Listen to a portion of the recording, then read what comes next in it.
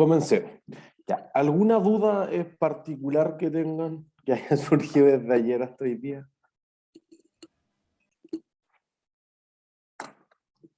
No, nada. ¿No? Perfecto. Entonces, miren, ayer nos habíamos quedado en la última aplicación en Excel para después ya pasar a todo lo que tiene que ver con los indicadores técnicos más matemáticos. Entonces, me voy a ir al Excel. Y entonces yo abrí una planilla en blanco de Excel. Nada muy sofisticado. Para hacer esto, acuérdense que nosotros ayer ocupamos la función XLTP, Excel Template Library, y teníamos como todas las planillas que vienen prehechas por Bloomberg. Una de nuestras opciones es exportar la data, o por ejemplo, miren, ahora que me acuerdo, alguien sugería esto ayer. Por ejemplo, si uno quisiera tener los datos del IPSA, que era lo que dejamos seleccionado ayer, y uno fuese a la función de Graphic Prices, ¿cómo exporto los datos en que no sean un gráfico? Porque había alguien que decía, es que yo aprieto imprimir pantalla y no sale. Bloomberg tiene bloqueado el imprimir pantalla para eso. Para eso nosotros dijimos la clase 1, creo, acciones, exportar como foto o como PDF o vector gráfico. ¿Sí? Si uno quisiera agarrar los datos, entonces lo que es más fácil es ir a editar, aquí, copy data to clipboard, y después uno va al Excel y control V. ¿Sí? Y fíjense que te da esos tres datitos. El promedio móvil de 15 periodos, el volumen de transacción y el precio. ¿Sí? Por ejemplo, si alguien lo quisiera ocupar para calcular beta y cosas así, fíjense que está desde el más reciente hacia el más antiguo, que es contrario, por ejemplo, a lo que te lo da Google o Yahoo Finance. Entonces uno tendría que ordenar la data de más antiguo a más nuevo para medir los retornos y luego calcular el beta. Por si acaso. ¿Sí? Si no, planilla en blanco, fíjense que aquí arriba les debiera aparecer cuando tienen Bloomberg una pestañita adicional. Esto solo va a funcionar si es que tienen Bloomberg abierto o si fueron a la página bba.bloomberg.net y al principio cuando inician el programa en internet le dicen que van a aceptar el Excel add-in, si no, no les va a aparecer asociado. ¿Sí?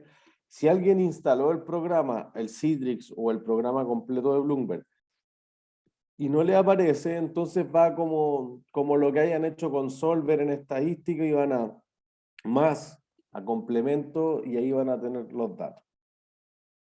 ¿Sí? Entonces, yo voy a ir a la pestañita de Bloomberg y hay una que se llama Spreadsheet Builder, perdón. Ahí. Y creo que sí estoy compartiendo toda la pantalla. ¿Sí? Y ven que se abre una ventana adicional como un pop-up de Spreadsheet Builder y debería como decir como cargando. Debería, pero estamos ahí, Application Loading.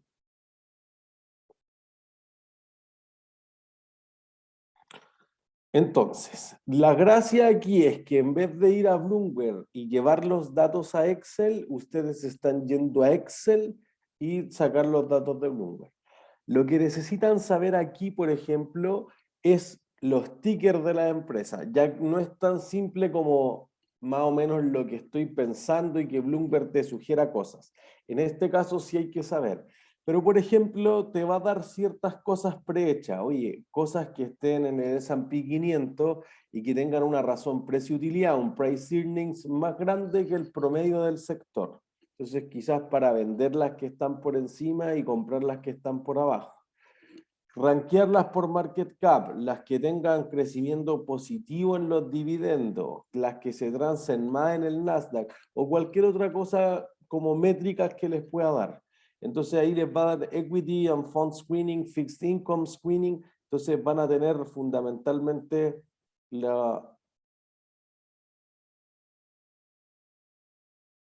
perdón, las ideas que te pueda dar Bloomberg. Creo que, ahí sí. Ahí sí. Las ideas que te pueda dar Bloomberg respecto a planilla. Lo que nosotros vamos a querer colocar es solamente Historical Data Table. Nada más. Algo simple. Pinchan esa y le ponen Next.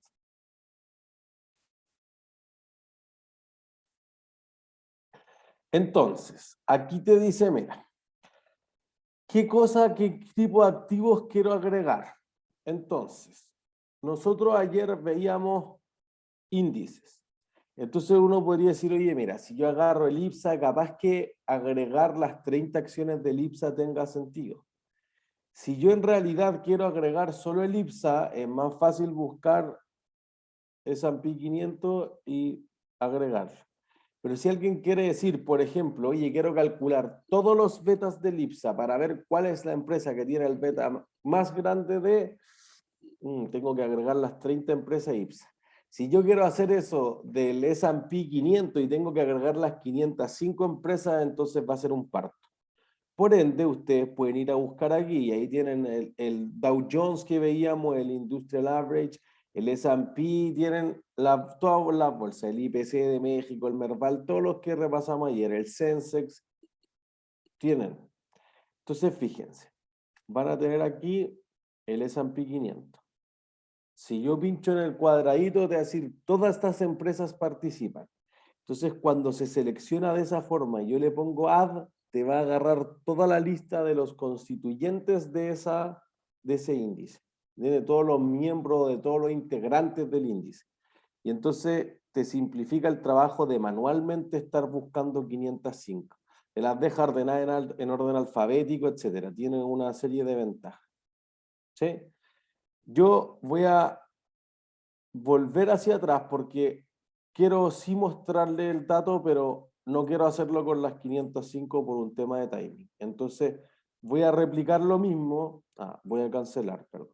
Spreadsheet Builder, de nuevo. Spreadsheet Builder. Data histórica. Next.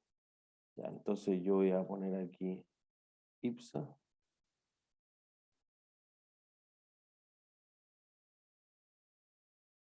Y no agrego nada. Ahí sí. Entonces, tengo el IPSA y además voy a buscar acá.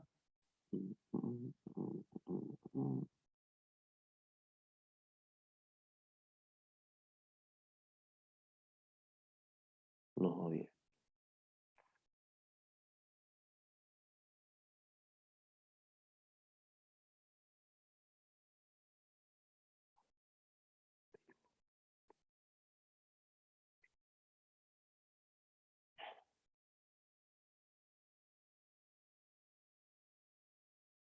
No me lo da. Bueno, si yo pincho, voy a hacerlo con el Dow Jones, más fácil. Voy a agregar el Dow Jones y me agrega todas las acciones. Eso es lo que quería hacer. Y entonces además voy a tener el Dow Jones. ¿Sí? Después de eso entonces le voy a poner Next. ¿Sí? Solo quería hacerlo con algo acotado que fuera 30 acciones. Después le vamos a poner, ¿qué quiere ver? Oye, quiero ver cuánto es el market cap, cuánto es el volumen, cuánto es la razón precio-utilidad, cuáles son los márgenes de cada compañía. Tienen un universo de cosas que pedirles. ¿Sí? Yo solamente voy a pedir last price, porque quiero ver solamente el precio de las acciones. Si ustedes quieren ver spread, por ejemplo, en bonos, pueden pedir bid price, ask price, etc. Pueden hacer un universo de combinación. Y entonces después de eso le colocamos next. A continuación nos va a decir, oye, ¿cuál es la frecuencia de datos que necesito? Por ejemplo, mensuales, ¿ya? Es decir, ¿cuánto tiempo quieren? Bueno, quiero los últimos 20 años. ¿Se entiende? Y no sé por qué aquí dice 0,4 si debería ser 0,5. Un mes hacia atrás. Buena idea. Los últimos 20 años. ¿Sí? Entonces, fíjense que por defecto te da hasta hoy día. Mi recomendación particular es que si ustedes quieren, por ejemplo, solamente un periodo de tiempo igual le pidan todo y después ustedes corten manualmente la data, porque si no se van a quedar con algo que quizás después les puede aportar en algo o no tienen que volver a bajarla. ¿Se entiende? Entonces es mejor tener toda la serie y ustedes ir cortándola en la medida que necesiten los datos. Y luego entonces le ponen Next y les va a aparecer esto. Y ahí le ponen Finish. Entonces fíjense que debería aparecerle eso. Fíjense que dice Requesting Data. ¿Por qué? Porque tiene una función que está sacando los datos directamente de Bloomberg. Cuando ustedes, lo que recomendábamos ayer, cuando ustedes la usen para trabajar en los otros cursos, en gestión de riesgo, en corporaría, en renta fija, en equity, lo que sea, y ustedes vayan compartiendo la data, si ustedes no hacen copiar y pegar valores, entonces les va a aparecer después todo el rato eso. Porque fíjense, si yo voy a esa celda, lo que me está diciendo no es 61,14, es una función que fue, sacó esto del dato de no sé qué día, de la columna, de la fila. ¿Se entiende? Entonces, si yo traspaso esto a un computador que no tiene Bloomberg, va a quedarla en barra. Por ende, lo que decíamos es, voy aquí a la izquierda, pincho ahí, control C, o el símil para los que tengan Mac. Y después le pongo botón derecho, le pongo pegar como valores. Entonces fíjense que ahora yo voy sobre, se quedó pegado. Aquí voy sobre esa misma celda y ahora dice 61, como hace 14. Ahí sí. ¿Viste color?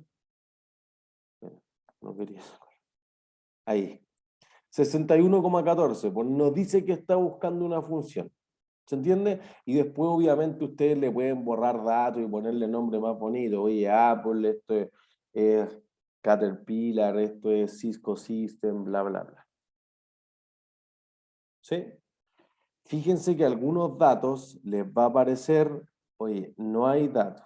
¿Por qué no hay datos? Bueno, es que hay algunas empresas que no cotizan desde la fecha que nosotros les pedimos, y eso que es un índice más o menos tradicional. Entonces, salesforce.com busquen. S.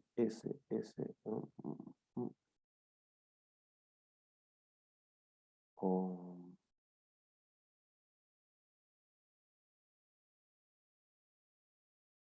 no lo encuentro. Pero voy a ir a Bloomberg y voy a decir cuál es el ticker de Salesforce. CRM. Entonces, debería estar acá, fíjense. Ahí está, perfecto. Entonces, Salesforce.com cotiza en la bolsa recién desde el año 2004. Aquí tienen Dow Chemical, no tiene datos, recién desde el 2019. ¿Sí?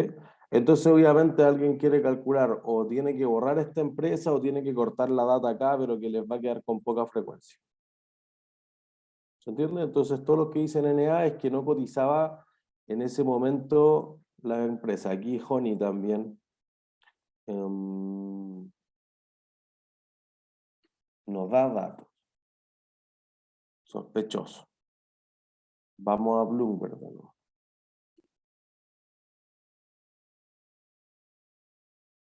Honeywell International. ¿Alguien sabe lo que hace Honeywell?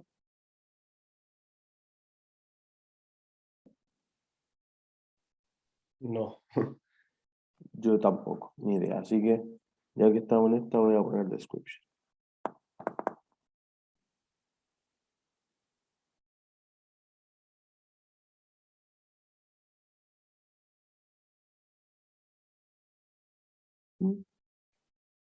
Y una compañía de 155.000 millones.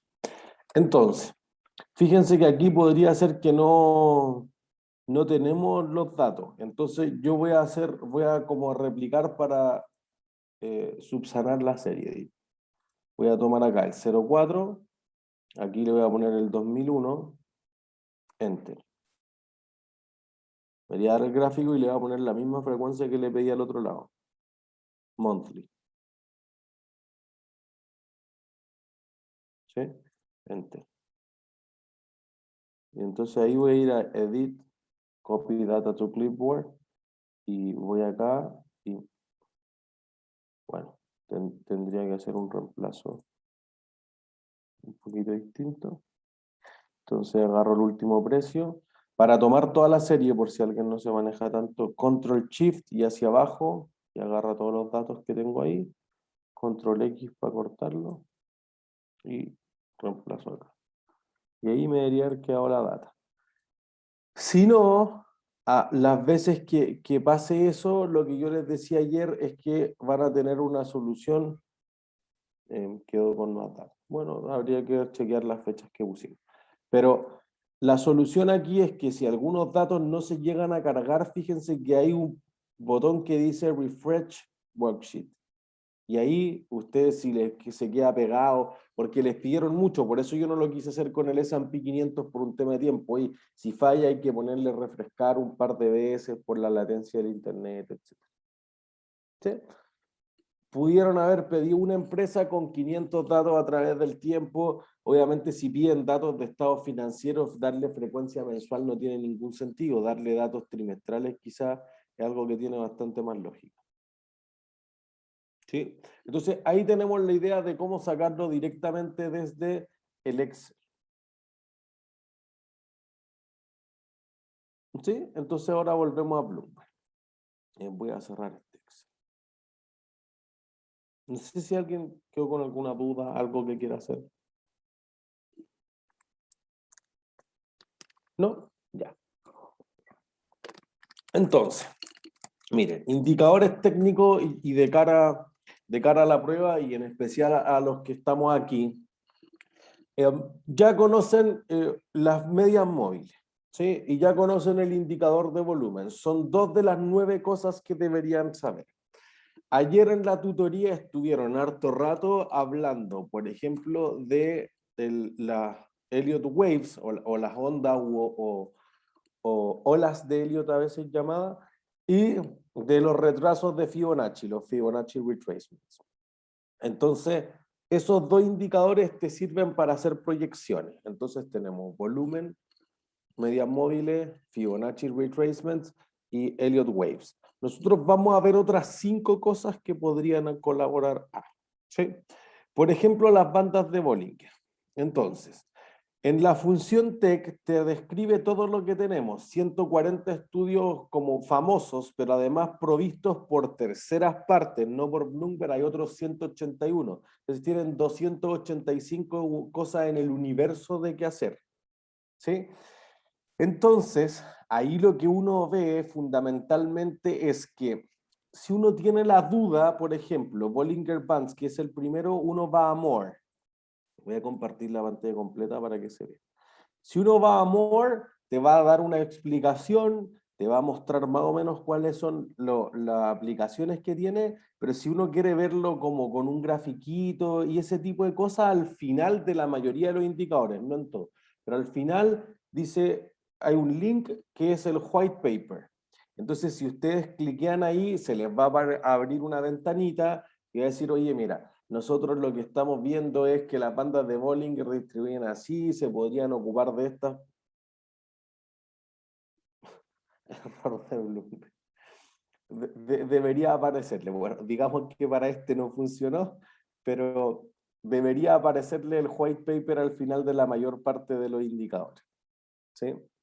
Entonces, yo lo voy a explicar de qué trata las bandas de Bollinger. Las bandas de Bollinger es un indicador muy estadístico basado en la idea de la distribución normal. Entonces uno diría, mira, este es el promedio o la media, como quieran llamarlo, y esto debería distribuir alrededor de esto así. Entonces, si yo digo una desviación estándar hacia la izquierda y una desviación estándar hacia la derecha, ¿qué porcentaje de los datos totales deberían estar aquí?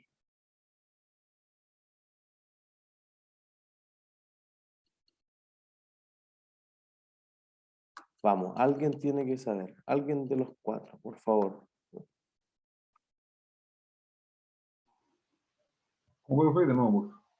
¿Cuántos datos de la distribución, si distribuye normal, están a una distancia de una desviación estándar hacia la izquierda y una hacia la derecha? ¿El 67? Excelente, 67%. Si nosotros consideramos dos desviaciones estándar hacia la izquierda, este era un 95. 95. eso, perfecto. Entonces, por eso típicamente lo habrán visto con la Florencia o con Avanto. En estadística uno dice, oye, 95% de confianza. Y por eso uno busca en la tabla normal el 2. ¿Se entiende? Pero alguien quizás puede ser más extremo todavía y quiere ir 3 desviaciones estándar hacia allá y 3 desviaciones estándar hacia acá. Y entonces, ¿cuántos datos deberían estar dentro de ese rango? 99. 99. ¿Sí? Entonces, fíjense que los eventos que están más lejos que esto es lo que en finanzas se llama un cisne negro o un black swan. Oye, si el precio baja más de 3 desviaciones estándar, ¿cuál es la probabilidad de que el precio le pase eso? Uno. No, Como un 100%. no. La probabilidad de que el precio sea así Ah, de de bajo. 0, 0, 0. No, cero. Está entre 0 y 1. Bueno, entre 0 y un 1%, digamos, no entre 0 y 1 absoluto. 0.01. No. Pero piensen, si el 99% de los datos está no en las colas, el 1% de los datos está en las colas.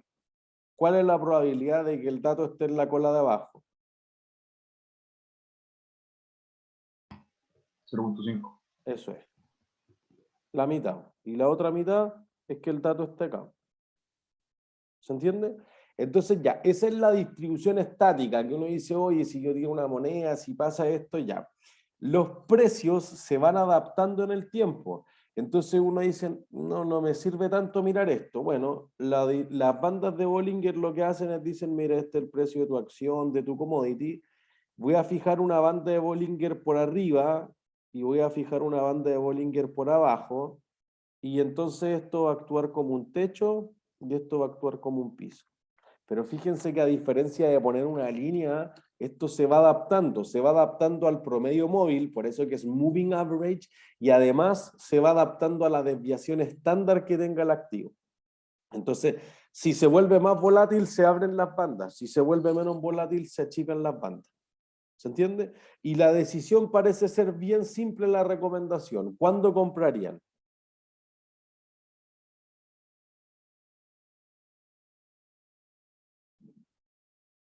¿Cuándo comprarían esa acción o ese activo?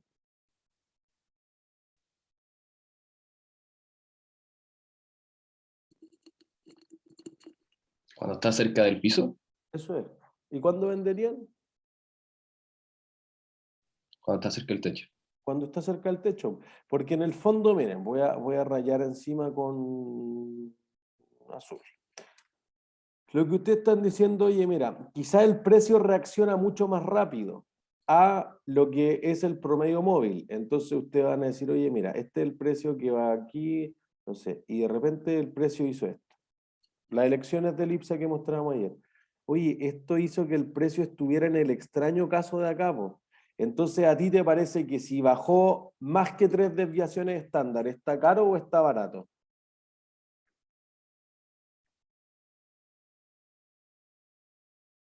Barato. Barato. Regla de oro, comprar barato, vender caro. Pues si hubiera pasado lo contrario, si tú después dices, oye, el precio está loco. Bueno, acá debería tomar una posición corta y aquí debería tomar una posición larga. ¿Se entiende? Entonces, en vez de verlo como un canal, si quieren, es un canal, pero que va siendo flexible y es mucho más estadístico, pues está basado en la distribución normal de los retornos. Si alguien dice, no, es que los retornos distribuyen test-student, en realidad tiene un seco y es chi cuadrado, no sé qué. Otra discusión. Esto está basado en que son normales. Si alguien le cree bien, si no, bien también. ¿Se entiende? Entonces, miren, yo voy a abrir una pestañita al lado para ir aplicándolos de inmediato. Entonces, como tenemos el IPSA, abrí dos pestañas iguales. Bueno, voy entonces a Graphic Prices y voy a cerrar el de Honeywell. Una pregunta, ¿este análisis Ajá. técnico es específicamente para acciones o Eh, Específicamente, perdón. O sea, que este análisis técnico se ocupa específicamente para las acciones o para las divisas. No, funciona para cualquier.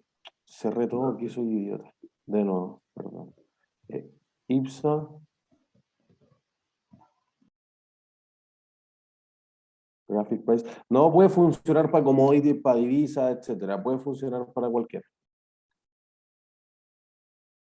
Ahí sí.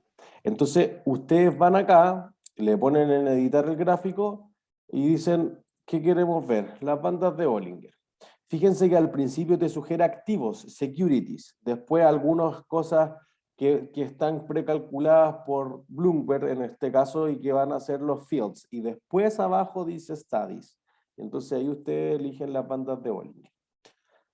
Las bandas de Bollinger, igual que cualquier otro indicador, es customizable. Por defecto viene con el promedio de 20 periodos, por eso dice 20, y con 2 desviaciones estándar hacia arriba y hacia abajo, o sea, un 95% de confianza. Pero en realidad alguien podría decir, oye, yo lo quiero hacer con 3 desviaciones estándar, con una desviación estándar, eso queda al gusto del consumidor.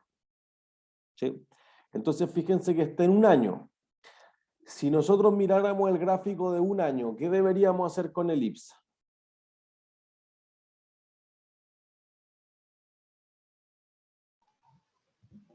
Mantener, ¿no? ¿Por qué? Porque no está ni cerca del techo ni el piso. Eso, ya está pasado. Quizá alguien dice, no, es que miren, acá bajó, ya, pues, pero no compramos ahí. Y fíjense que era una buena recomendación. Lo que pasa es que alguien dice, oye, rompió la banda de Bollinger acá. Sí, pues que ese fue un evento de menos 10% después de las elecciones. No, era difícil de saber qué hacer cuando el mercado estaba así de tumultuoso, pero más indicaciones de que había que vender el IPSA. Nosotros vimos el cruce de media. Fíjense acá arriba, oye, tocó el techo. Deberíamos haber vendido, pues está clarito, inclusive antes que el cruce de media. ¿Se entiende? Entonces uno podría haber visto las bandas de Bollinger y además le pongo los promedios móviles y el promedio móvil está en 50, 100 y 200, pero nosotros decíamos, y el cruce de media se dio acá y además había tocado el techo, era como evidente. ¿Sí? Entonces voy a quitar este para que no nos quede sobrecargado. Pero ahí ya teníamos ciertas recomendaciones. ¿Entiendes? Si alguien lo quiere pasar, por ejemplo, a mensual, porque es más o menos lo que están utilizando ustedes para sus trabajos, entonces ahí obviamente cambia, pero fíjense que cuando hay estos eventos demasiado volátiles, se amplían las bandas de Bollinger. Entonces lo que uno trata de ver que esté por encima de la banda de arriba o que esté por debajo de la banda de abajo para comprar. Como acá pierde la escala el gráfico, me voy a salir de ese área porque si no, no es difícil de ver. O mejor aún, voy a hacerle zoom solamente en esta parte de acá. Entonces, fíjense, ahora 26 de mayo, bueno, ayer 26 de mayo porque recién abrió la bolsa, no te hice ni una cuestión. Solamente se ha vuelto menos volátil, por eso se van achicando la banda de arriba y la banda de abajo, y está justamente en el promedio móvil. Entonces, chao pescado, no te hice ni una cuestión.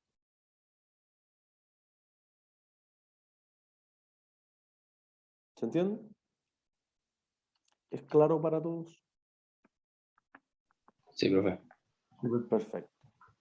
Entonces, eso es uno de los indicadores que uno podría tener, que los precios en el fondo oscilan entre la parte de arriba y abajo, y es mucho más estadístico, no tiene que ver con un análisis gráfico. Si está por encima de 2 desviaciones estándar, de 3 desviaciones estándar, usted dice, oye, es súper improbable que pase eso, deberías vender. Si está por debajo, entonces es súper improbable y debería comprar.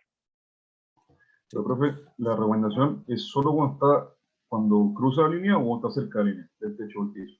Depende del riesgo que ustedes quieran tomar. Por ejemplo, algo que yo ocupo muchas veces es crear el de 2 y volver a repetirlo, que es una cosa así. Lo agrego de nuevo, pero con 3. Entonces, porque a veces sale del de 2 y uno dice, oye, ¿qué tan lejos estará? ¿Estará cerca o no? Bueno, si yo tengo el de Bollinger con 2 y vuelvo a agregar este, pero yo le coloco 3, veo qué tan cerca está del de 3. Como ya, se salió del parámetro, pero ¿se salió con escándalo o se salió piola? Esa es la idea esencial. Entonces, como aquí está como apretadito el gráfico, pero lo voy a hacer acá, fíjense. Por ejemplo, si el precio real del activo hubiera hecho como esto, no me convence tanto, porque está justamente pegado al de 2 desviaciones estándar. Voy a cambiar de color. Si se mete más cerca, así, entonces está cerca del D3. Ahí yo sí compraría. ¿Entienden? Pero no les diría que hay una receta, depende de cada uno de los activos, por eso que además deben complementarlo con el resto de las cosas. En Webcurso, yo subí una planilla que decir, oye, mira, bandas de Bollinger me dice comprar, pero análisis gráfico me dice vender, pero el RSI me dice esta cosa. Bueno, ustedes para distintas clases de activos les van a funcionar ciertas cosas. Es obvio, y a todos nos pasa cuando tradeamos que a veces, por ejemplo, cuando yo estoy haciendo trading con verlas de minuto, no miro las noticias. Pero si yo quiero hacer una posición larga, 3 meses, 6 meses, quizás no tan larga, nunca hago eso, pero quizás 2 semanas, un mes, entonces si miro las noticias. Entonces, hay algunos que se sienten o que tienen más habilidades para interpretar noticias, que sean muy buenos para la economía. Oye, noticias macroeconómicas. Oye, la inflación o el precio de los commodities, o veo correlaciones. Alguien quizás es mucho más matemático. Entonces, por ejemplo, el indicador de Fibonacci, que sigue literalmente la serie o la sucesión del número áureo, la sucesión de Fibonacci, tiene bastante sentido. ¿Se entiende? Entonces, creo que es una cosa que ustedes deben descubrir, es parte del objetivo de aprendizaje, con qué indicadores se sienten cómodos. Quizá alguien es súper malo para la estadística y nunca entendió esto nomás. No lo ocupe, nadie debería hacer algo con lo que no se sienta suficientemente cómodo. ¿Entiende? Entonces, por eso diría que hay algunos que se anticipan y dicen, oye, es que si yo le pongo, claro, 5 desviaciones estándar, nunca va a llegar a tocar. Entonces voy a tratar de hacerlo con menos, pero eso es riesgo. Tú estás tratando de obtener un retorno antes de que la tendencia se dé vuelta. Entonces, lo mismo que veíamos con las velas japonesas, por ejemplo. Oye, yo veo un martillo invertido al final de una tendencia bajista, listo. Yo podría agarrar un martillo alcista y eso dice que ya corrigió la tendencia. Yo podría agarrar un martillo bajista y podríamos especular a qué va a corregir. Riesgo retorno, o alguien se quiere anticipar o no, y algunas veces le funcionará o no. Entonces, me parece que lo más saludable ahí es probar para distintos activos. Yo no sé si lo decía en esta sección o en la de la mañana ayer, pero por ejemplo en el Santander, yo siempre me acuerdo de que cuando yo entré, la Andrea, que era la trader, era una diosa del trading, estaba de vacaciones, y cuando volvió íbamos perdiendo 50 palos verdes. En un día de trading la Andrea dio vuelta a esto y íbamos ganando 200 de euros. ¿Qué hacía la Andrea? Casi que ponía la regla encima de solamente dólar interbancario y moneda, no otros tipos de activos. O sea, ya, chao. Oye, que el RSI, que el WIL. Nosotros decíamos, oye, pero los clientes quieren otra cosa, ¿y qué me importa? Al final del día, que liquidez arregle lo que los clientes querían. Nosotros tenemos una posición de la mesa. Entonces, siento que alguien se sentirá súper claro con el análisis, o clara, con el análisis gráfico, otros con el análisis más estadístico, más matemático, alguien es más de ver canales, alguien es más de ver velas japonesas. Creo que hay para todos los gustos y no hay una sola receta. En especial porque distintos activos funcionan bien. Por eso nosotros dijimos desde el día 1, para renta fija y para derivados no tiene sentido el análisis técnico. Para divisas, le diría que no hay otra cosa que el análisis técnico. El análisis macroeconómico, cuando hacen proyecciones, los bancos de inversión y todo, nunca la chuntan al tipo de cambio. Entonces, lo que más usan los traders de divisas es análisis técnico, igual que en los commodities. En acciones está más dividida, se hace, oye, análisis fundamental, etcétera, pero en commodities, ¿qué análisis fundamental? Es difícil de hacer, no es imposible. Nosotros mostramos funciones de economía, de proyecciones, de stock, de crecimiento.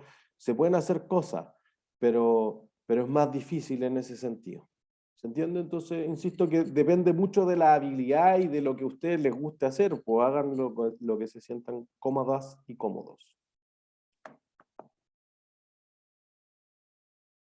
¿Sí? Entonces, funciona transversalmente. Si no en las bandas de Bollinger, entonces el MACD hace más o menos lo mismo que los cruces de media. Piensen en esto, tengo una media de corto plazo y tengo una media de largo plazo. Cuando se crucen, ¿cuánto va a ser la diferencia entre cada una?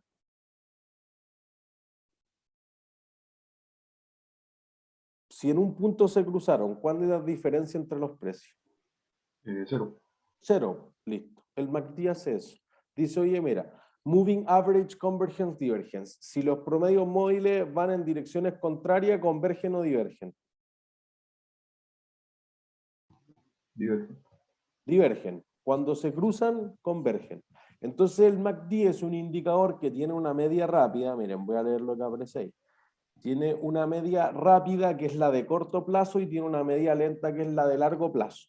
Hay otras cosas, obviamente por un efecto de timing de todo lo que nosotros queremos hacer en un medio trimestre, que es súper cortito siempre, no vamos a explicar, por ejemplo, la señal o la diferencia, pero hay otras cosas que uno podría entrar a picar mucho más en el MACD, que después, si lo leen en el Murphy se explaya capítulo por capítulo, ¿sí? Pero uno tiene la de corto plazo y la de largo plazo y dice, mira, si cruzan, el MACD es 0. Pues entonces, si va en negativo, por ejemplo, va por abajo y cruza en 0, debería comprar. Si va por arriba y después cruza en 0, debería vender. Mientras más vertical sea el cruce, más potente es lo que va a pasar después del cruce.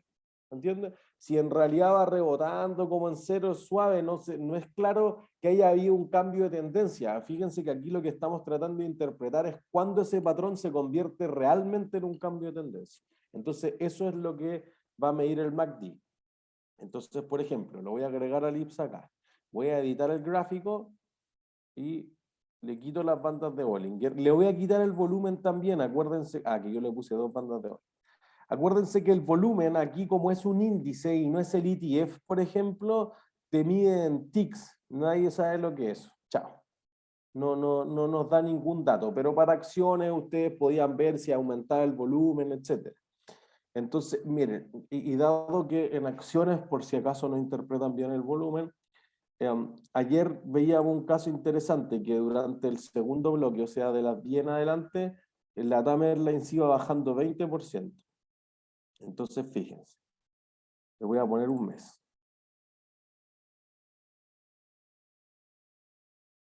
Miren este rebote. Aquí, anoche.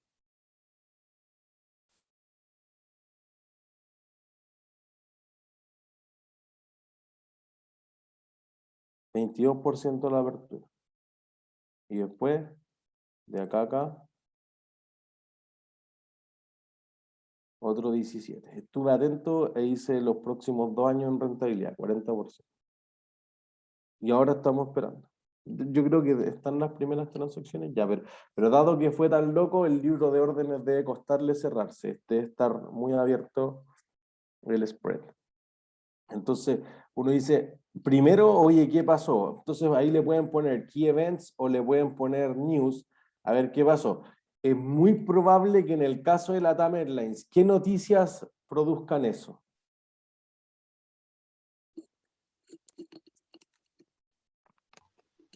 Cierre de frontera, por ejemplo. De nuevo, perdón. Cierre de frontera. No diría. O sea, eso puede ser, pero no creo que mueva en 20% la acción.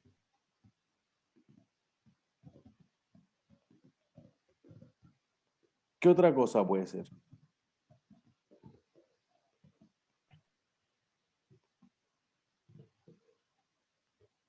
La publicación de los resultados del periodo. Sí, pero no 22%. O sea, Netflix es cierto, le pasó 8%. Pero ¿en qué situación financiera está LATAM Airlines?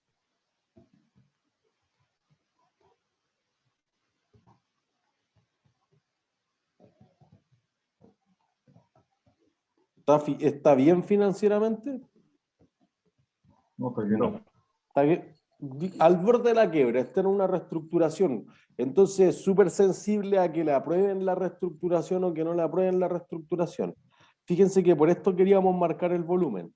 Fíjense que uno dice, oye, ¿cuánto es alto volumen? No sé, pero fíjense que fue bajo, bajo, bajo.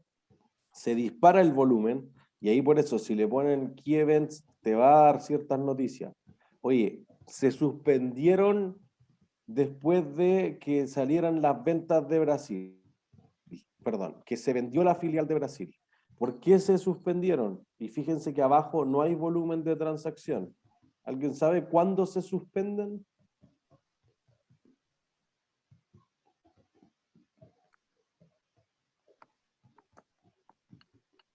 No hay volumen.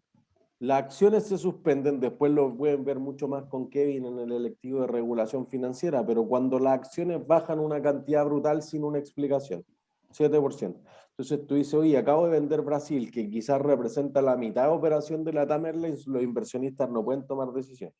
Y por eso, si alguien está en Behavioral, Jaime se lo debe haber enseñado muy bien, hay una sobrereacción brutal. En el fondo alguien dice, oye, el efecto en el neto que todavía no sabemos. ¿Se entiende? Quizás porque como ahora subió 19, la vuelva a bloquear. Y esto podría pasar. La Polar estuvo suspendida como 3 meses, desde cuando, el 2011, el 9 de junio del 2011.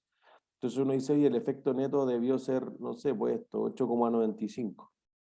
¿Entiendes? No, no es la suma lineal porque obviamente las caídas golpean más que la alza, pero uno dice, oye, ¿por qué no bajó 9,42? No, porque todos se asustan, no pueden hacer la evaluación en 30 segundos, no pueden traer esto a valor presente, no. Bueno, por eso se suspenden. Cuando hay estos coletazos, digamos, muy fuertes, se suspenden. Entonces uno dice, ya, súper alto volumen, listo. Y ahora no es tan alto, se volvió, pero después bajó el volumen, oye, se suspendió de nuevo, ya no es tan atractivo, etcétera. Entonces, claro, uno siempre sueña, por eso, oye, si yo hubiera estado justo ahí, y después justo hubiera comprado abajo. Bueno, si alguien sacó todavía un cuarto de ese 40%, suena súper bien, 10% en un día. ¿Sí? Entonces, lo que vamos a agregar acá es el MACD. Voy aquí abajo y entonces fíjense. El MACD viene hecho por defecto con la de corto plazo en 12 y la de largo plazo en 26. Si alguien se siente más confiado, a mí me gusta particularmente 20, 50, 200 las medias móviles, para que sea lo mismo pueden poner 20, 50. Pero también en el espíritu del examen, ¿no? Y si dice escoja 2, no vayan a escoger las medias móviles y el MACD porque te llevan a las mismas conclusiones, como que van a perder un indicador. ¿Entiendes? Entonces, si a alguien le es más fácil ver el MACD, oye, más que 0 o menos que 0 o va en dirección de 0, entonces fíjense que aquí corta al alza, entonces MACD te decía cómprate acá. Aquí cortó a la baja, entonces decía véndete. Oye, pero llegué tarde, porque es difícil encontrar justamente el gap. Pero todavía alguien dice, oye, yo me vendí por acá, todavía es un buen trade, ¿se entiende? Entonces fíjense que aquí ya, no la chunté acá, pero igual vendí como por acá.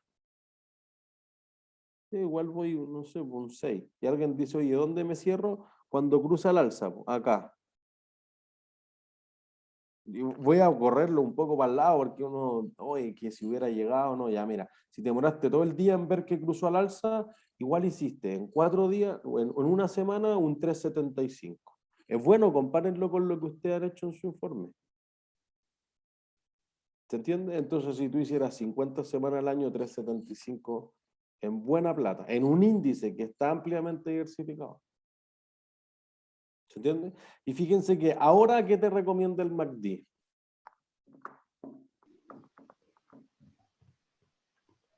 Está como cerca de vender, ¿no?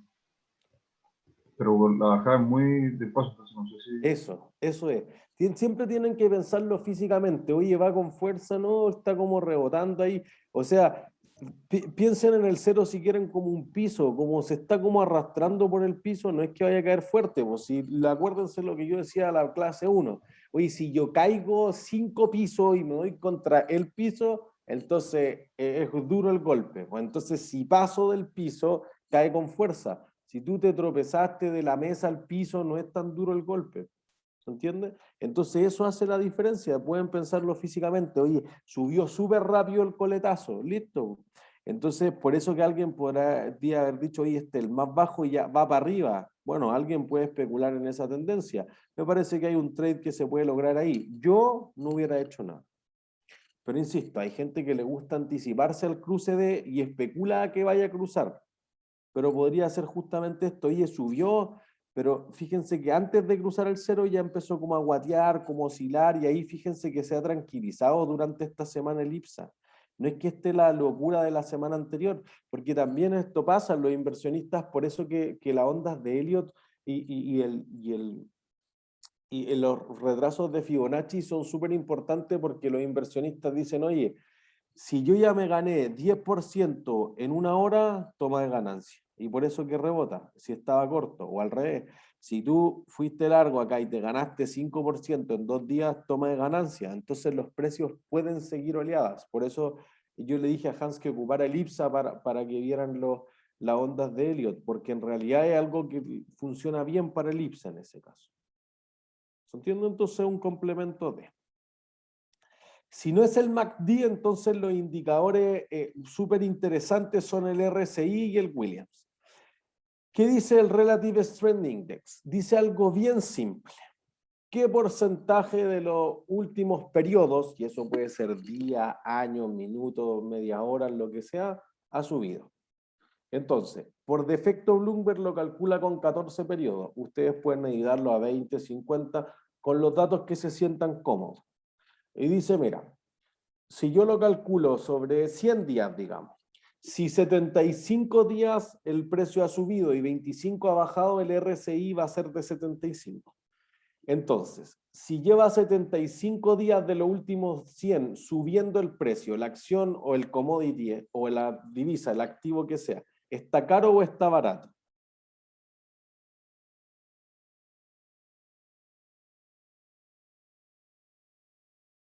Si ha subido 3/4 de los días. Claro, Caro. Entonces, ¿qué debería hacer? vender. Vender. Por eso que en general se entiende que el RSI es un indicador de momento. Está sobrecomprado el activo, lo cual quiere decir que está súper caro, está por encima de 70 y entonces tu decisión debiese ser vender. ¿Sí? Si por el contrario tú dices, oye, el 10% de los días ha subido, ¿cuánto ha bajado? El 90% de las veces. Entonces tu decisión debería ser comprar, porque el precio ha bajado 90% de los días, está súper barato.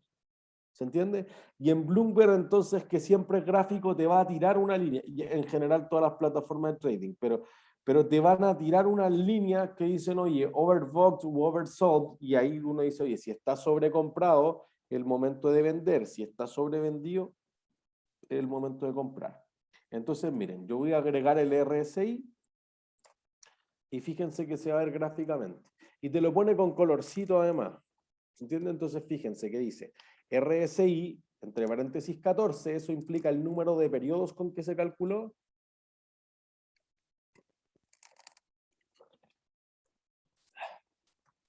Y entonces nosotros lo que vamos a tener es que, ¿qué te dice sobre el IPSA ahora? Nada. Nada. Está en 50. Por aquí fíjense, en verde dice comprar, acá arriba dice vender, y funciona bien. Si alguien hubiera vendido en cualquier parte de acá, hubieran tenido que cerrar ¿cuándo? Lo voy a ir marcando aquí con colorcito. Si ustedes vendían aquí cuando empezó, insisto, quizás nadie llegó al principio, voy a ponerlo a la mitad del día. Si ustedes vendieron ahí, ¿dónde cierran la posición? ¿Dónde hacen el take profit? El día 11. El día 11, pues acá, perfecto. Solo basado en el RSI, insisto que pueden complementar los que les funcionen más, pondérenlo más en el Excel que está en Webcurso. Ese de acá, pues. Y fíjense que no hubiese sido un mal trade. Hubieran ganado de aquí a aquí.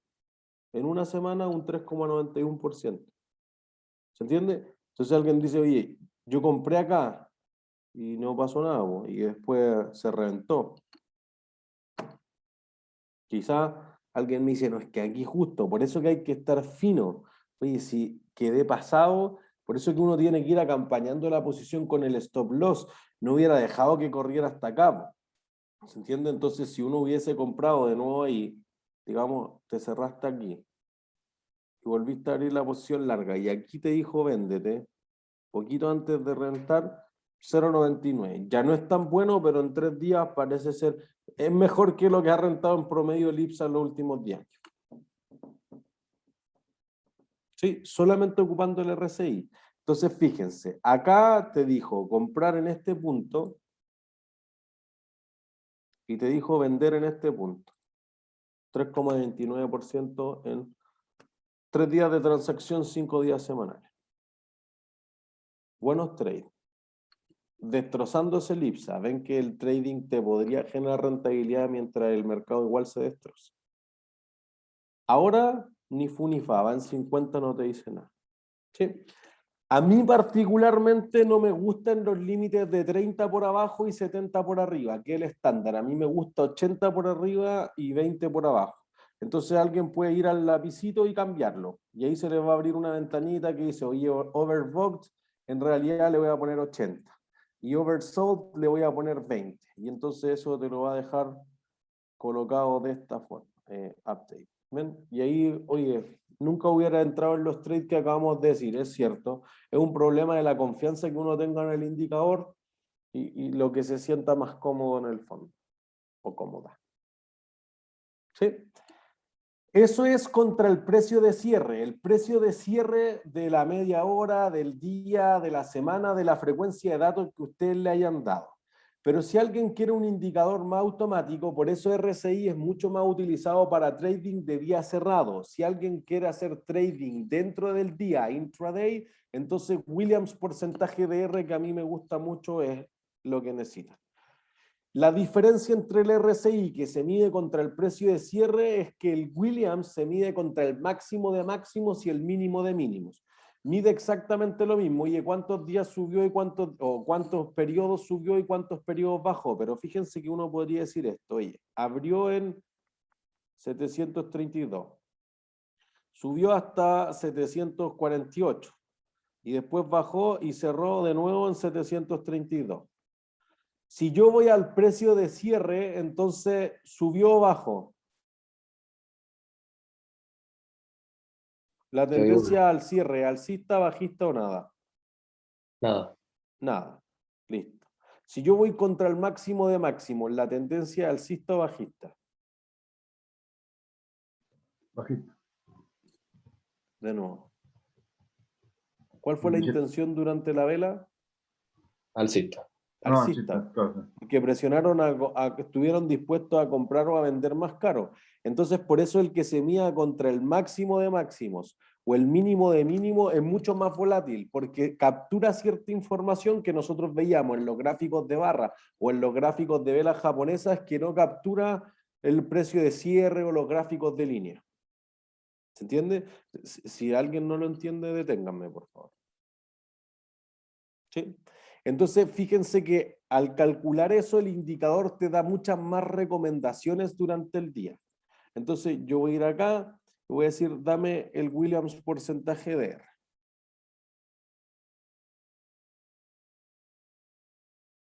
Entonces, fíjense, comprar, comprar, comprar, comprar, vender, comprar en el mismo día, comprar, vender, vender, vender, comprar, comprar, comprar, comprar, comprar, vender, vender, comprar, comprar, vender.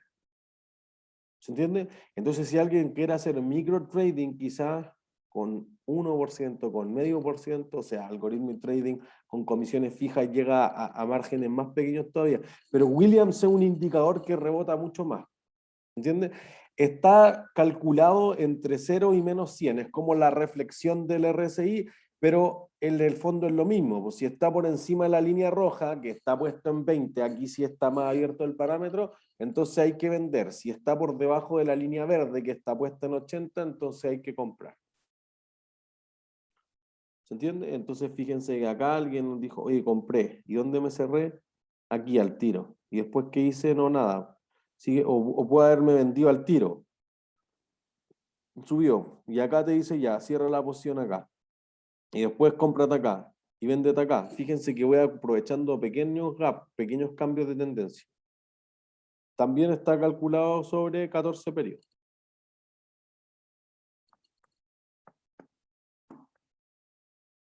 ¿Se entiende? Sí. Profe, y este mismo análisis se puede ocupar, por ejemplo, cada 3 días. Como controlado. frecuencia de datos, sí. Mira, la frecuencia de datos se puede ocupar cualquiera. No le pueden poner 6 meses, te podemos poner un año. Lo que sí, mi recomendación es que si ustedes van a ocupar con frecuencia más allá de un día, por ejemplo, los datos, me parece que el precio de cierre es mejor. Ya, perfecto. ¿Entiendes? Porque fíjense que cambia, pues acá te avisó como 2 meses, oye, vende esta cuestión. Acá vende, y acá compra. Oye, pero rebotó igual y cayó, compra, se sigue recomendando comprar. Entonces creo que cuando son trades más largos necesito un indicador que sea más robusto, más consistente, no tan volátil como el Williams. Por eso me parece que para trading dentro del día es más robusto el Williams. Porque si uno quiere hacer trading de más de un día, me parece que ahí el RSI es más sólido. Y por eso que se arriesga más. Fíjense que por eso es tan corrido, porque dice, oye, pero este reacciona tan rápido que necesito que los eventos sean más extremos todavía, 20-80. En cambio el RSI dice, no, pues 30-70, como que tu rango es más acotado. Si le pongo 20-80 al RSI, que ya calculo un dato de cierre que es menos volátil, entonces capaz que nunca entre en la zona de compra o de venta.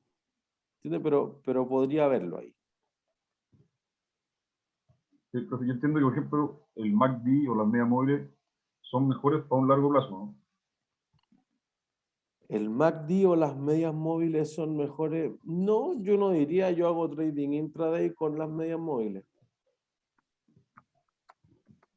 Solamente depende de la frecuencia, o sea, por eso depende de cuántos, yo lo tiendo a ocupar con el estándar, el 20-50-200, pero que no es el estándar de Bloomberg. Bloomberg trae 20-50-100. Entonces, yo diría que las medias móviles sí es un indicador que es replicable a 6 meses, que en el fondo es como largo plazo para trading o para un día también, con velas de minuto. Ya, perfecto. Entonces, tenemos entonces indicador de volumen, cruce de media, MACD, Bollinger Bands, RSI, Williams. Vieron en la tutoría el indicador de las ondas de Elliott y de los retrasos de Fibonacci. El último indicador que vamos a ver es algo súper simple, el ATR, y con eso vamos a ir a decir, oye, ¿qué deberían contemplar en un plan de money management para cerrar el curso? El ATR es un indicador súper simple, nada de sofisticado. Miren, lo que calcula el average true range es el mayor entre el precio más alto del día y el más bajo. El valor absoluto entre el más alto del día y el del cierre de ayer, y el valor absoluto entre el más bajo del día y el cierre de ayer. El más alto de esos tres es lo que te va a dar el average true range. Entonces, ¿qué dice? Oye, mira, ¿cuánto se mueve el precio? Fundamentalmente, y porque eso les debe haber pasado en el informe, lo que es complicado es saber dónde poner el stop loss. Quizás si ustedes ven súper bien los canales y dicen, oye, mira, IPSA, seguimos con el IPSA. Oye, yo sé que más o menos si estoy vendido en corto, el take profit debería ser por acá abajo, en 3.500. Ah, ya. Lo que pasa es que si yo hago una venta corta acá, ¿dónde pongo el stop loss? 1 para arriba, 2, 3, 4, 20% para arriba. No se sabe. ¿Ya? Entonces yo voy a agregar aquí, bueno, voy a quitar el RSI y voy a agregar el ATR. Y entonces, fíjense que el average true range es simple, calcula, oye, ¿cuánto se movió esto? En puntos. Entonces, me voy a mover a un mes, por si acaso, que es más o menos la frecuencia que ustedes ocupan en su informe, y digo, mira, quitando ese evento de extremo, lo podrían ocupar, pero creo que como que notarán que es un dato atípico. Lo que se mueve en promedio en un día como máximo el IPSA es 33 puntos, aquí arriba. ¿Entiendes? Entonces uno diría, oye, si yo voy a hacer una venta corta o voy a tomar una posición larga, voy a decir, voy a entrar largo aquí. ¿Ya? Compré en torno a 4.500. Yo no puedo poner el stop loss en 4.490. Porque fíjense, le estoy dando oxígeno de 10 puntos. Y en realidad, ¿cuánto es lo normal que se mueva?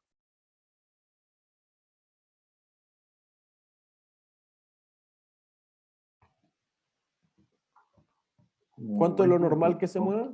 De nuevo. Como 20 puntos. Más que eso. Bueno, es que, ojo, pueden ocupar el promedio. Sí, es que eso está Mi bien. recomendación es que ocupen el dato más alto posible. 33,5. Entonces lo que uno tiene que decir, oye, si tú vas a comprar en 4.500, porque alguien podría haber comprado, por ejemplo, acá, pues, oye, puede bajar perfectamente hasta 4.465 o 4.666,5 y aún así después corregir al alza. Entonces no debería poner el stop loss dentro de ese rango promedio o habitual de negociación. ¿Se entiende? Debería ponerlo por fuera del average true range. Entonces tú dices, oye, voy a poner el stop loss en 4.460. 40 puntos, porque en realidad si baja más de 33,5 como que va en otra dirección. No es la tendencia que nosotros tratamos de predecir. Entonces tú dices, yo voy a aceptar 40. Si alguien proyectó el techo o poner el take profit por acá arriba, dicen, oye, este es 4.700. Listo, aquí está el take profit. Entonces aquí en la regla que yo describía, creo que la clase 2, oye, estoy dispuesto a aceptar 40 puntos de pérdida para buscarme una ganancia de 200, suena una proporción de 5-1. ¿Les suena razonable? Sí. ¿Entiendes? Lo importante es que no acepte 40 de pérdida para tomar 40 de ganancia, eso va a ser ridículo. ¿Se entiende? Entonces ahí, si ustedes están súper confiados en la tendencia, quizás pueden reducir eso de 3-1 a 2-1, quizás, nunca de 1-1, porque en promedio van a ganar 0, pero pueden ir ajustando ese tipo de cosas. ¿Se entiende? Entonces yo creo que el ATR el mayor aporte que puede hacer es que es súper sencillo de ver y te dice, oye, el rango de renegociación que calcula el máximo de estas cuestiones es 40 puntos, es 30 puntos, es 100 pesos, es 10 dólares. Ya, pues, no pongáis el stop loss a una distancia más corta que eso porque seguro que se puede disparar el stop loss y entonces quizás, y a uno le tiende a pasar, aquí no hay que negarlo, a mí me ha pasado que últimamente con mucha volatilidad en las cripto he ahogado las posiciones. Le he puesto stop loss tan cerca porque no estoy dispuesto a que el precio corra mucho hacia abajo, que en realidad a veces ha bajado un poquito y ha rebotado, o al revés, ha estado vendido en corto y ha empezado a subir un poco y se dispara el stop loss y después igual ha caído. De hecho, anoche me pasó. Entonces, bueno, es que uno tiene que ir moderando eso, entonces, oye, acepto 40 puntos para no ahogar la posición. Pues si acepto 20 puntos, entonces probablemente baje 28 y después se vaya al alza y se te va a haber cerrado la posición. ¿Se entiende? ¿Dudas? Todo claro. Perfecto. Entonces cierra. ¿Qué cosas uno debería hacer para un plan correcto de money management? Uno tendría que fijarse en 4 cosas quizás. Uno primero lo que va a decir es, si alguien hace trading, ¿cuánto apalancamiento? Parece que eso es una decisión fundamental de si ustedes están dispuestos a usar apalancamiento o no. Si nadie nunca ha hecho trading, quizás no se ha enfrentado a eso, pero tú podrías recibir apalancamiento en divisa fiat money, digamos, el dinero tradicional, hasta 500 veces. Entonces, ¿tú estás dispuesto a que el precio se mueva a 0,2% y se pierda todo? Sí, no, depende. O es que este activo yo lo conozco, lo tengo súper claro para dónde va, reacciona súper harto a esto. Bueno, si sube un 1%, ganaste 500%. ¿Se entiende? Si estás comprado o al revés. Entonces, quizá ahí, ¿cuánto apalancamiento? Una definición de tolerancia personal al riesgo. ¿Sí? Después, entonces, quizá es la posición es solamente largo, como los fondos de pensiones, o van a tomar posiciones largas y cortas. Si uno va largo, por ejemplo, si uno se va en corto 100 y había puesto 100, ahora puedo comprar 200. Por lo tanto, shortear, vender en corto, siempre es apalancarlo al menos. Entonces, si uno va a ir en un portafolio que puede ir largo en rupia india y corto en pesos mexicanos, eso ya está apalancando la posición, por ende le mete más riesgo. Hay un riesgo de que el activo que estoy vendido en corto vaya hacia el otro lado, suba, y de que el que estoy largo baje. Entonces hay que tener claro cuál es la tolerancia al riesgo. ¿Entiendes? Después decidir trader, o sea, si voy a ser trader día cerrado o día abierto dentro del día. alguien está frente y dice, oye, ahora cierra, y no resiste, y el dolor de guata o después no lo deja dormir, tiene que ser día cerrado. Es una definición personal. ¿Entiendes? Porque quizá, al menos que alguien tenga nervios de acero o de adamantium, no les da. ¿Entiendes? Entonces, ahí no hay una receta, pero hay que definirlo. Y lo cuarto que hay que definir es cuántos activos van a cubrir. Nosotros mostrábamos que cuando teníamos los analistas, sobre todo, habían analistas que cubrían 10, 12, habían unos que cubrían 25, de todos los sectores les va más mal. No hay cómo hacerlo, porque fíjense que si ustedes tratan de diversificar mucho, iba a tomar 6 monedas, 6 commodities, 6 acciones y ahora un ETF en el último informe o un índice, chuta, no alcanzo a cubrir todas bien, hay que hacer otras cosas, hay que vivir, hay otros cursos. Bueno, ¿cuántos van a tener? Hay un trade-off entre la dedicación que le pueden dar y la diversificación que tienen. Es lo mismo que con proyectos. Oye, tú puedes concentrar toda tu fuerza en un proyecto, pero si muere ese proyecto, hasta ahí llegaste. O puedes diversificarte, pero no puedes dedicar todo el corazón a ese proyecto. ¿Te entiendes? Son 4 cosas que uno debería ver para decidir cómo va a ser su plan de gestión de inversiones, de trading o de money management. ¿Dudas?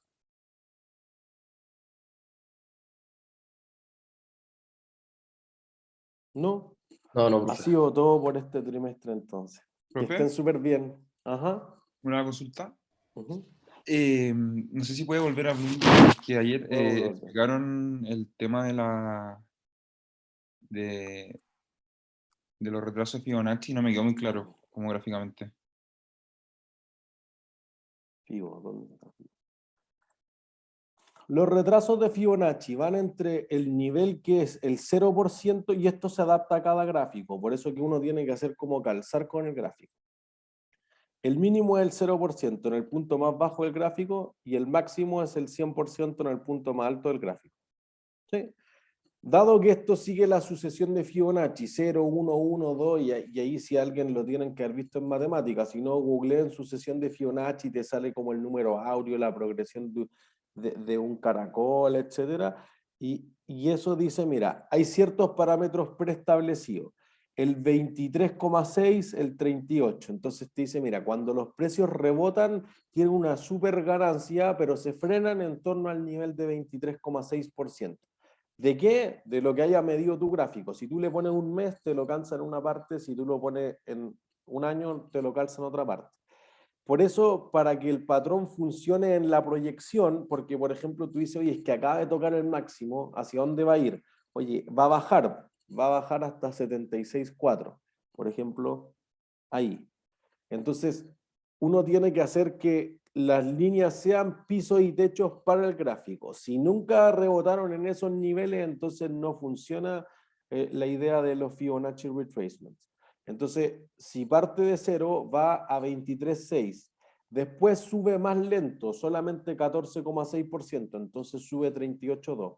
Después sube más lento todavía, un 11,8, sube hasta 50. Y después lo mismo hacia el otro lado. Oye, si empieza a subir porque rompió ese techo más o menos, entonces va hacia arriba. Oye, 61,8 y después agarra vuelo, 76 y después va hasta el 100. ¿Entiendes? Entonces, si no te calza, no lo usen, primero. Tiene que ser como match con el gráfico. Segundo es la proyección. Por ende, tú dices, hoy justo estoy en el nivel del 50, ya, pues, si tú crees que va rebotando, entonces va a poner un take profit cercano al 61,8. Si tú crees que va bajista, entonces va a poner un take profit de la venta corta cercano al 38,2. Ya, ya sé un poquito mejor. Pues miren, si Em, quieren, pongámoslo encima del IPSA, FIBO.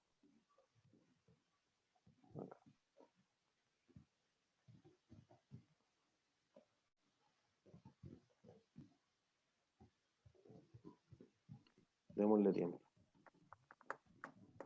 Profe, en relación al examen, el formato de desarrollo. ¿Sí?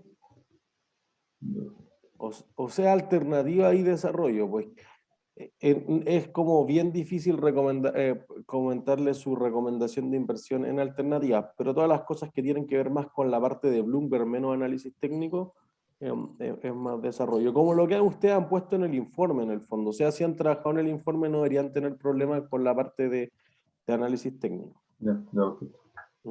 Entonces, fíjense, el más alto es 100, el más bajo es 0, y te dice, oye, mira, las oleadas van hasta el 26.8, y es cierto, pues fíjense que aquí rebotó, pero casi perfecto.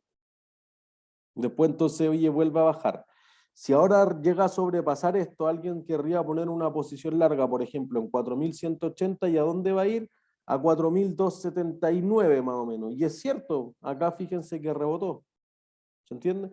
El 50 no fue nada, tampoco quiero decir que ninguna de estas cosas es perfecta. El 50 pasó en banda, no frenó ninguna cuestión.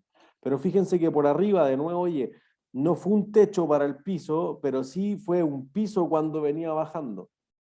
¿Entiendes? Entonces la primera vez baja súper harto hasta el 76.8. Acá fue una pelea importante. Y después, y rebotó justamente en el 61.8. Fue hasta arriba, se pasó un poquito del techo y después corrió con fuerza hacia abajo. Entonces, de nuevo, el IPSA funcionaba súper bien para las ondas de Elliott y para los retrasos de Fibonacci. Ya, profe, gracias. Listo, que estén súper bien. Chao, chao. Perfecto, Gracias, profe. Gracias. Chao.